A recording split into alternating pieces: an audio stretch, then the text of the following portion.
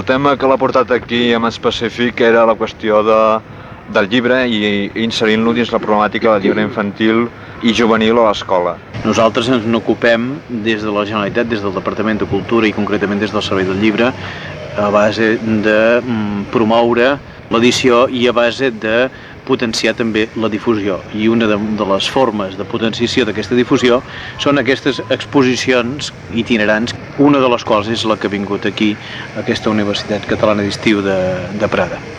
I per acabar voldríem saber el suport que dona, encara que sigui de forma indirecta, i la seva presència aquí ho demostra la Generalitat a la UCE. Quin judici li mereix a l'administració una iniciativa com aquesta, que és una iniciativa de Països Catalans, una iniciativa de cultura oberta?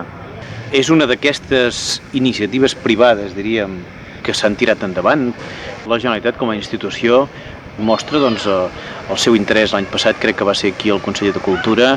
Aquest any he vingut jo, diríem, en representació del departament.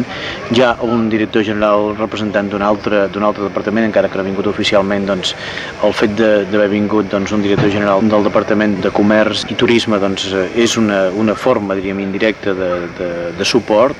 Per tant, institucionalment té totes les simpaties aquesta universitat. El que passa és que, des del punt de vista, diríem, jurídico-polític, les coses tenen un altre enfocament i, per tant, doncs, la Generalitat com a institució s'ha de limitar a allò que és el seu camp d'acció.